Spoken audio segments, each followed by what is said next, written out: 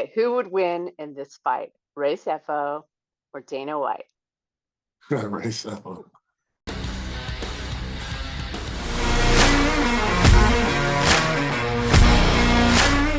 Our guest today is Impa Kasanganay. He is the 2023 PFL light heavyweight champion, and he is on his way to the 2024 championship fight. Impa, welcome to my show, my podcast show, and it's called Outside the Cage segment. So we're going to get to know you a little bit with your fighting, and we're also going to talk to you a little personal. So we're going to talk about your upcoming fight first. We're going to lighten it up. I'm going to do this really fun lightning round with you to ask you some random crazy questions, and you have like 2 seconds to answer them. And then we're going to talk about your community work because we want to end with that. So are you ready to go? You ready to rock? Ready. Thanks for having me. Yes, ma'am. Absolutely. And in your honor. Oh, I love it. I love it. I had to have the hat. Yes, I had to have that. I had to have the hat. I mean, come on. Now, should I go get my hat? Or should we be matching here? You should. Yeah. Do you have your hat? I have it. I have my white.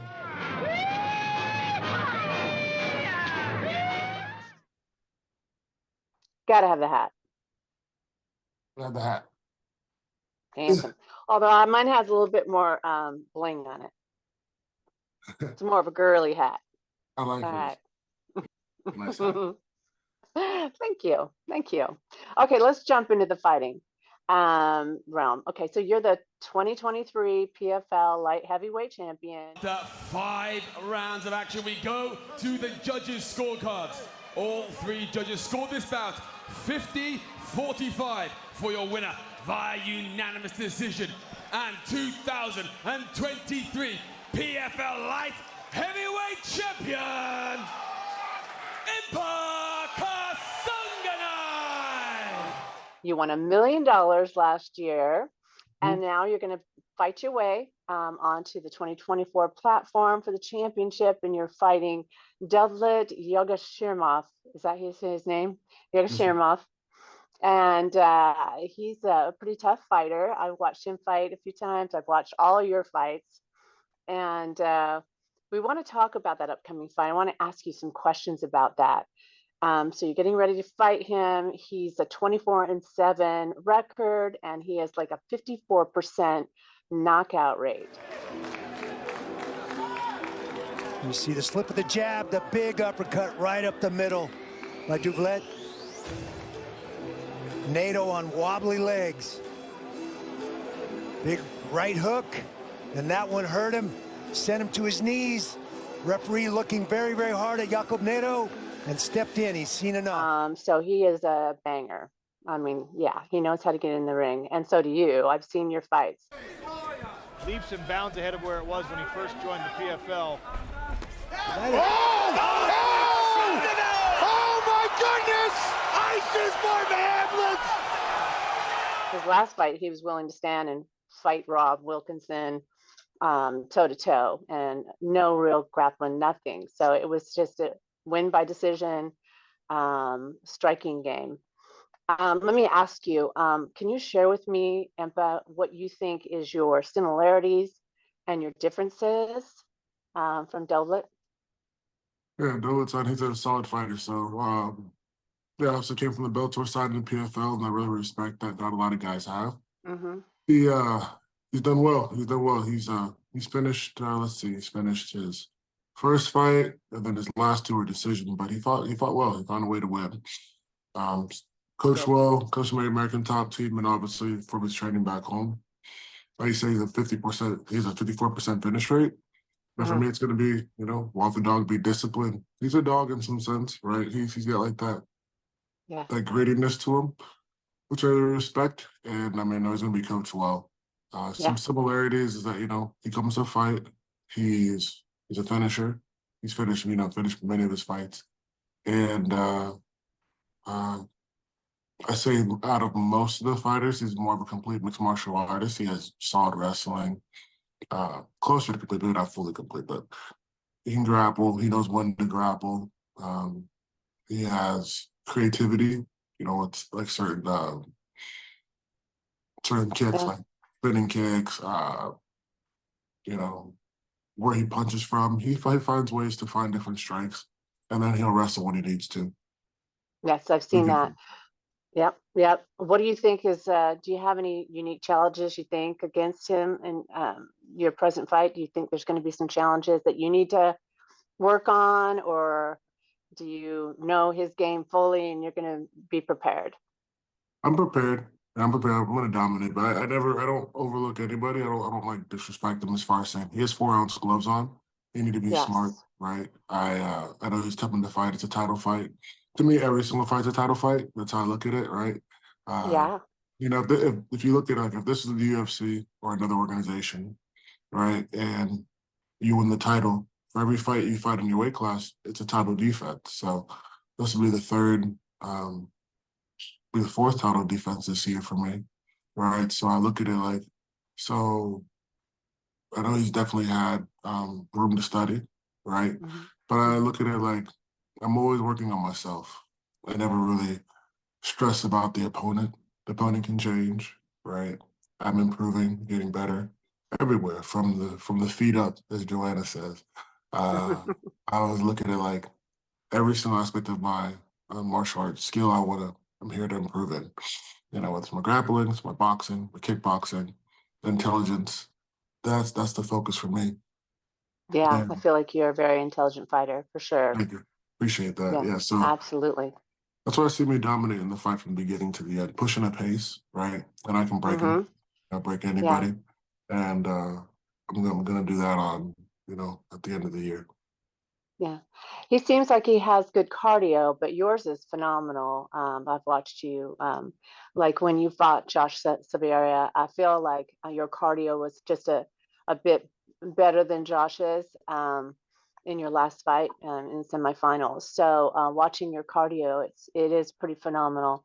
Um, Let me ask you, you've been a champion and your experience with PFL, UFC, do you think it gives you an advantage on the pressure of how you feel going into the championship? Does it make you more confident as a fighter going into that? For sure. I always looked at it like before I ever stepped in PFL, before I ever stepped on a mat, I saw myself as champion.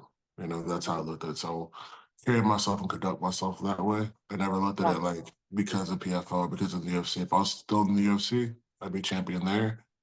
Being in PFL, I said no matter where I am, I'll be successful. And to be champion PFL and go claim it this year, I have faith and I also have confidence. Like I don't lose my confidence, but my faith continues to increase, and I see me finishing this fight and claiming this victory. I'm focused, right? And I see a lot of fighters where even though it's on there, they lose their focus, and you can see it wane throughout the season and in different interactions and different conversations. I think he's very good, right? But when you get to title fights, you show that there are definitely different dimensions and different levels that people fight at. And that's how I look at this. I don't disrespect them, and I really, really I study each opponent very, intensely and intentionally. Like I won't even some days I won't even answer my phone. Like I'll just look at, study, think, meditate on that fight and other fights, just not just that specific opponent, but great boxers, great kickboxers, great wrestlers. It doesn't matter. Just something that's gonna help me get um, better as a person in the fight. I would say yes, you respect your opponent. You never Right. look them down, but they have to try to prepare for me, not me saying, "Oh my gosh," freaking out because I know who I am and I'm a champion, and that's that's the that's the uh that's the attitude I go in there with, Yeah. and that's helpful.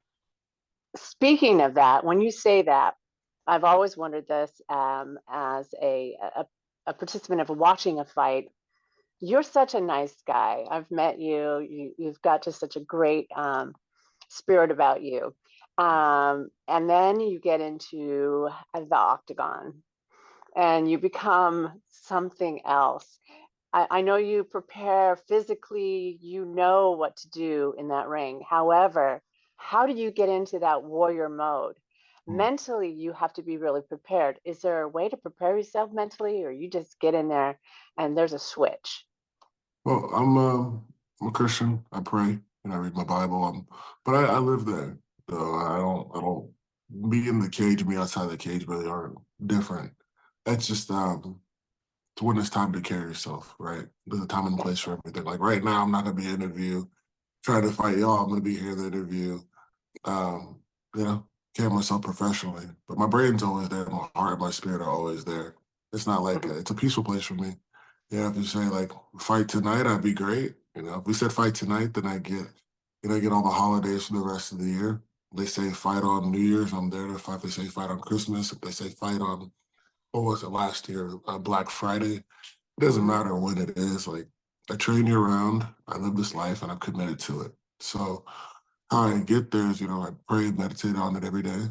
I, I train with the intensity of a champion to beat myself every single day, to beat the best version of myself every single day. Like asking questions, and I'm here in Baltimore, Maryland. My teammate Jordan Oliver brought me here, and we're training wrestling, training all that we need to train to get better. I'm not. When I get into that cage, like it's not. Like, I don't count down the days until I fight. I don't like, oh, it's this many weeks out. I just know that one day I step in that cage and it's time. Like if you watch me before fights, you always see me like I swipe the cage 3 times and I pray and I give the land to God. Yeah. And it's like from Deuteronomy 11:24. And it's like wherever I go, I know I'll claim that victory. And like I love this life. I don't see fighting as a sport. I don't see it as like a competition. I look at it as, this is my life. People can die in there. You have to go kill your opponent. And I think people forget that fighting is like, for others, entertainment. It's a sport. For them, it's entertainment. For the person in there should take it seriously as like, there's no other reason to fight than to take somebody out, right? It's not to send a message. It's not to say send a message. It's not to just like push them around. You got to end them. And I don't think that anybody wants to come to terms with that. So like when that is your focus, you don't play around. I would say if you had like a gun in your house, you don't just play around with it. So for me, it's like, I think you have to understand what you are, who you are, and who God's called you to be. So that switch is never off, right? A lot of times I like to spend time in nature, like I was in the mountains, Virginia yesterday. My dog's going to be trained up there. And then I was just looking at like horses and horse farms. I like to connect to nature. When I lived in Hickory, I'd always go for hikes and, listen to a lot of worship music, and I find a lot of peace. And, once I get to step in that cage or the smart cage, wherever I am, I know it's time. So I live this lifestyle year round. I think that's awesome. Thanks. Great answer. So thank you for sharing that. How you mentally prepare. So you've got a good way of doing it. So we're going to lighten up this round a little bit. We're going to have a little bit of fun. It's called the lightning round. Okay, so we're going to start this lightning round. I'm going to ask you stupid random questions. You've got about 2 seconds to answer them. So don't think about it. Just answer. Let's see how well you do. Right. You ready? Okay. Who's your favorite fighter of all time? Scott Holtzman, hot sauce. Who? Hot sauce, Scott Holtzman is a big mentor of mine. He fought in the UFC for a little bit. Oh, gotcha. Okay. What was your favorite fight that you weren't in? Robbie Lawler versus Roy McDonald. Dangerous. And both of them having a tough time breathing. Again, he goes to that head kick. Wow, how good is this? Lands it. He's hurt. This may be it. That's it. It is all over. Wow. Robbie Lawler remains the welterweight champion. Right? Was that like awesome? I love that fight. Okay. Adidas or Nike? Adidas. Me too. I love them. Who has got this fight? Ngannou or Ferrara? Ngannou. Really? You think so? All right. What's your favorite movie genre? Oh, favorite movie genre, anything to do with like well, I don't know if it's called mafia stuff, like Gangster stuff? That realm, yeah, pretty much, Yeah. yeah. Organized crime. I love it. Okay. If you could be any actor, who would you be? Denzel Washington. King Kong ain't got shit on me. Come on, don't bullshitter. Yeah, that would be good. Solid. Which do you fear more, snakes or spiders?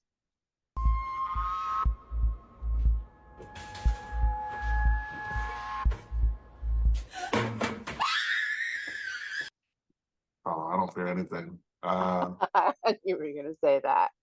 You have to pick. I don't like spiders. I don't fear them, but I'll squish a spider. I don't do spider.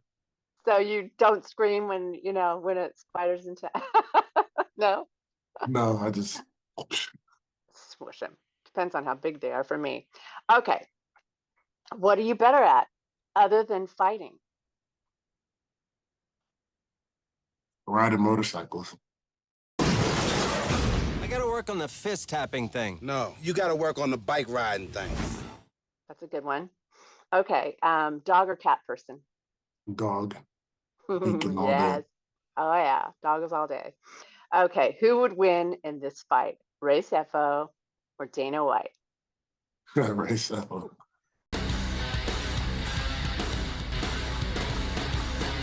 Time to end this suffering. I need a minute to myself.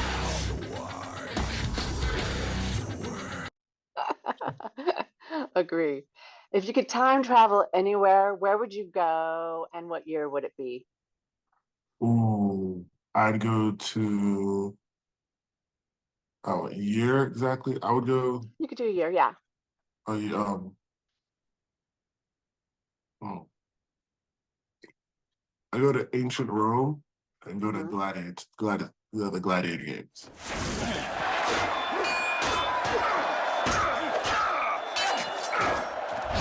Wouldn't that be cool? That's one of my favorite movies.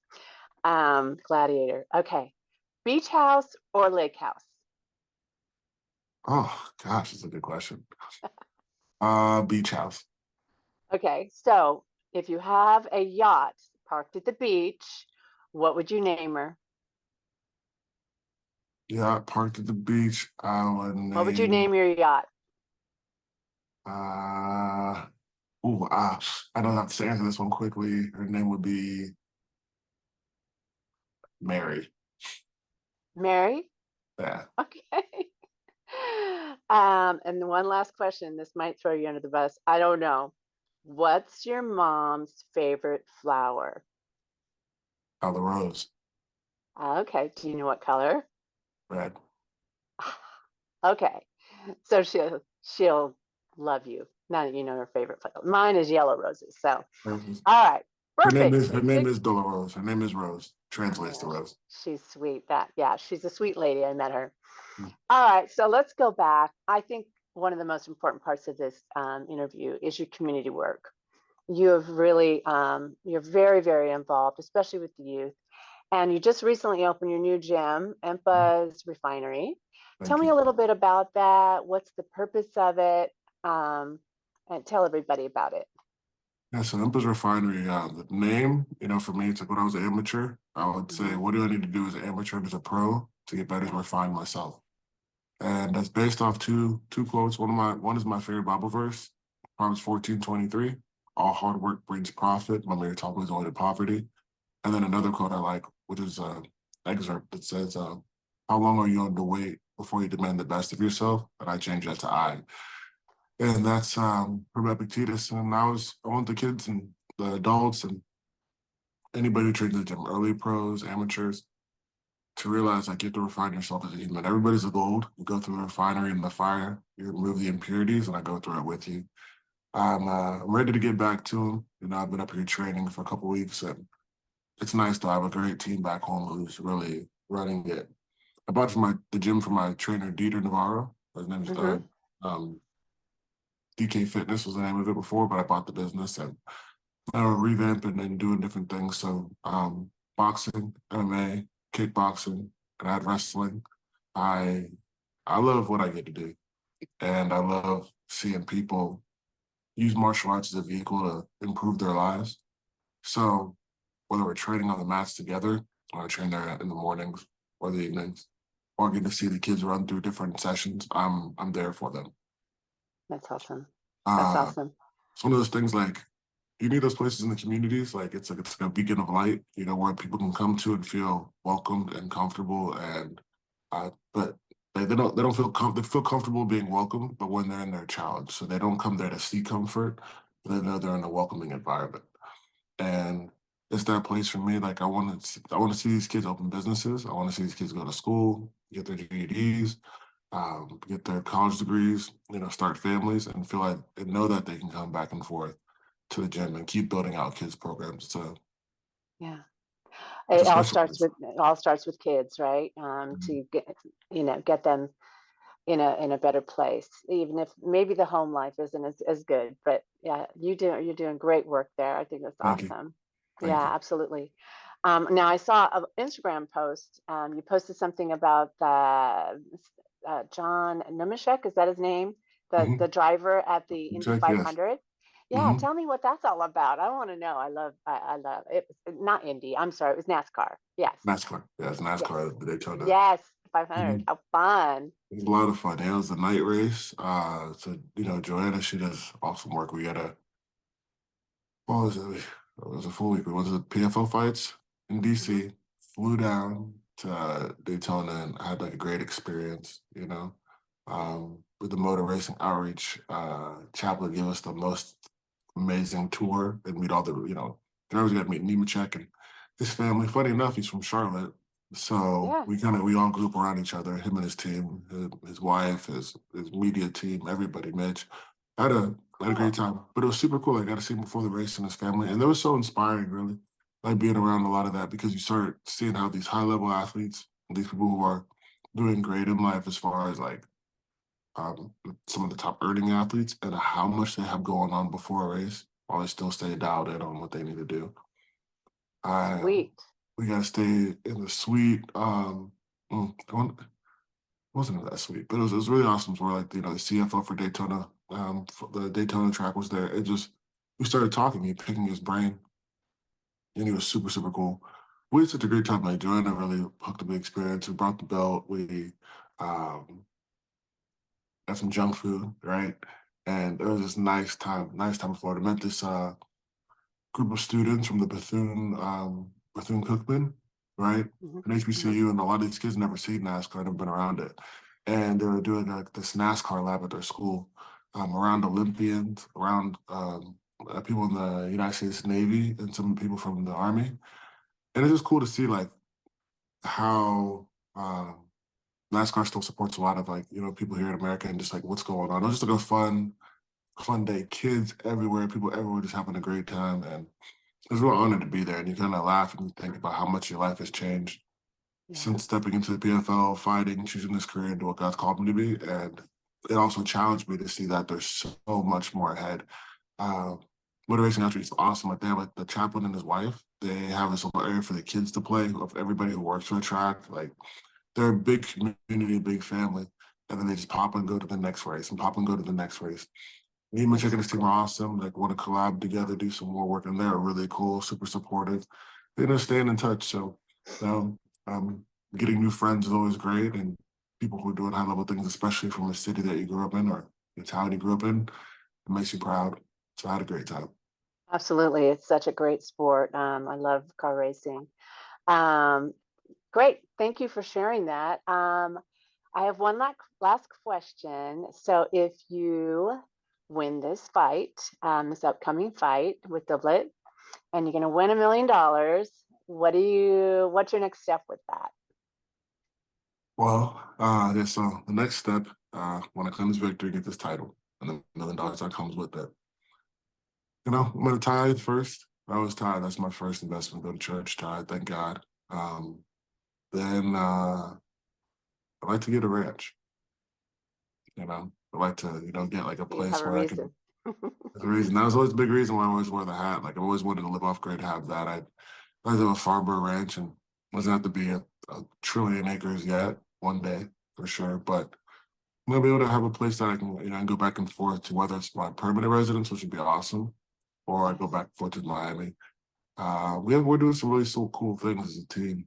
So we're entering a film festival, motorcycle film festival, creating more and more projects, invest back into the gym, and then I'm I was gonna just really focus. Like I think this year, like 2023 was an introduction year. 24 was a year of like stamping and saying like, yeah, this is who we are as a team. This is who I am as a fighter, and I'm grateful.